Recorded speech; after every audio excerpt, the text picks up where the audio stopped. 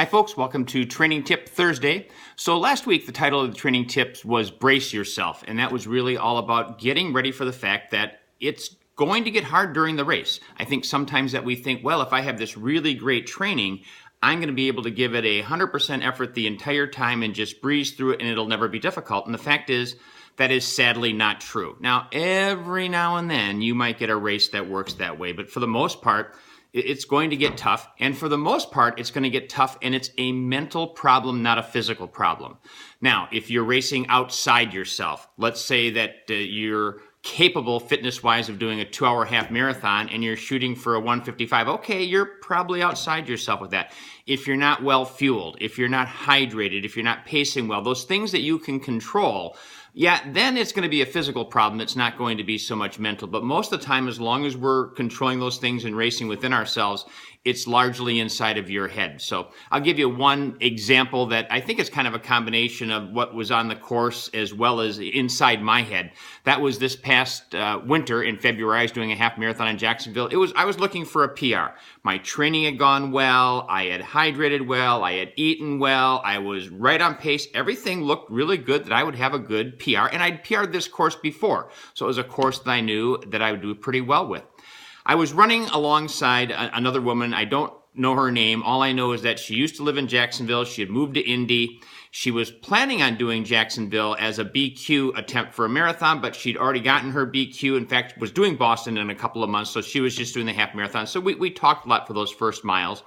Get through, it was either the first 5 or 6 miles. I think it's 6 miles, and then you get to a mile that is on the beach, which is kind of nice. Now, they've always dictated kind of when the marathon will be based upon being able to hit the beach when the tide is out, and it's more like running on crushed limestone, so it's not a soft, sandy type beach. It's like a crushed limestone.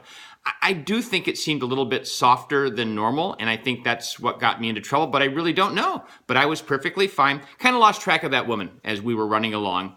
So when you get to the end of about a mile, the half marathon turns up to turn around. The full marathon keeps going straight. And then I got into no man's land, which I'll mention in a minute, which for me is a terrible place to be in a race. It means there's nobody chasing me, and there's nobody I can chase. I'm just kind of alone, and my legs felt like lead. It was like, what the heck happened here? There's just nothing going. And I started to struggle, and I continued to struggle, and we'll get into here in a bit some of the self-talk things you can do that were not working for me on that day. And finally there's a point in time I just said, the hell with it. I'm not going to get a PR. I'm not going to have a good race. And I stopped running. I started to walk. I don't think I'd walked for more than 3 seconds when I hear, come on, you can do this. And here's that same woman that I had been running with before who had gotten behind me. I thought she got ahead of me, but she got behind me on the beach. She said, come on. And I started running again. And I never walked the entire rest. So was it that my body was shot or my mind? It was clearly my mind. I was able to run again. Now, I wasn't running as fast as I ran before. And I was able to return the favor because a few miles later, when she started to lose it, I was able to kind of get her picked up, and we finished relatively close to the end. I ended up being first in my age group, even though I didn't have a particularly good time for me. So I like to think that maybe the beach or something was tough on everybody. But my whole point being, I was doing everything right, and largely what was going on was something inside of my head. So you have to be prepared that those things are going to happen. Now, I will tell you, you don't have to race that way. There's absolutely nothing wrong with saying, you know what, I don't ever want to feel that way. I want to go a little bit slower than what I'm capable of so I can have a really good performance, but maybe it's not PR, or maybe you start PRing against those. So the example I'll give you with that is I had a string of bad marathons where I made poor choices about what I would do from a pacing standpoint relative to the conditions that were going on, and I bonked in every one of them. And so for the last marathon I did, which it was kind of a coincidence, that was my last marathon, I said, I'm done with this. I really don't care whether or not I have the fastest time I can do. I want to finish strong. I am tired of crawling across the finish line in the marathon. And that's exactly what I did. I think I left probably somewhere between 3 and 5 minutes at the most on the table. So I'm not saying there's a big difference. It's a pretty small difference. But if you don't want to hit that point where, oh my gosh, I've got to push through, what am I going to do? You can elect to say, if I'm capable of a 2-hour half, I'm going for 2:05 or something instead. And you probably won't have that. And there's nothing wrong with that. Now, all that being said, if you say, nope, I want to brace myself, I'll be ready, what can I do? I can't tell you what you can do. I can tell you things that I do that should work for me. They don't. In the race I mentioned, they didn't work for me, but here's my little list. So, no man's land. I can't read outside. No man's land, don't worry, be happy. Go faster for 50 yards, just one more mile. Check your form and avoid negative talk. And I'll put it down. I'll probably glance at it. So no man's land, you can't really control that. I just know that I have to be cognizant of that. I like to have somebody chasing me, or like to feel like I'm being chased, or I need to be chasing somebody. When I get to like that, I'm the only one. That's a difficult time in the race for me. I did a 5K this past summer. It ended up being one of the fastest 5Ks I've ever had, even though it was kind of warm out. And one of the reasons was after about 2 miles, I looked, and a guy that I've never beaten other than times when he's been injured, which I don't really count, I thought, oh my gosh, I'm closing in on him. I could beat him. And I made a decision to pass him and try and hang on. I will tell you, the entire rest of the race, I didn't have time to think about how much pain I was in. All I could think about was, he's behind me. He's going to pass me. I can't stop. He's behind me. And that really kept me going. So I like to have people around me. And when I do that, I use that. I'll look at somebody in front of me and say, well, can I get them? Can I get after them? Even though I can't, it's a target. It's a way to distract my mind. Don't worry, be happy. Do everything you can to be happy. There's evidence that says if you just simply smile when you're running, you'll feel a little bit better.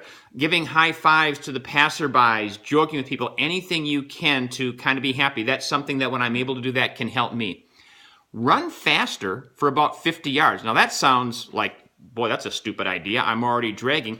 It fires up some different muscles. So about 50 yards, run a little bit faster, then kind of drop back to your pace. A lot of times you will feel better when you do that. Another big one to use is just one more mile. Be like, okay, I'm tired. I don't have a day. But I'm going to hold this till the end of this mile, and then I'm going to take a break. And then you get to the end of that mile and you say, well, one more mile. Or if you can't do a mile, sometimes it's like, okay, I see a pine tree way up ahead. I'm going to keep going to the pine tree, then I'm going to slow down. So I'll sometimes make some little deals with myself, and sometimes that will help me. Check your form. When we get a little bit tired, especially mentally, we have a tendency to run poorly, and when you run poorly, you don't run efficiently, which makes it harder. So make sure you're tall. Get your spine up, the ears above your shoulders, shoulders above your hips. Heard all that before. If I could talk, make sure you're running tall. Shorten your stride. Long stride is harder. Make sure you have that nice short stride. I didn't put it on my list, but what would somebody else do? So there's a lot of times I think, well, I don't want to have to go explain to so-and-so why I gave up. I got to keep pushing through. So I will use some of that. And whenever possible, you've got to avoid the negative talk. That's what really happened to me in Donna. I've had that happen in other races, is I just get swept up in I can't do it. I start listening to the mind and believing it. And when you let that happen, it's kind of a kiss of death. So you don't want that to happen.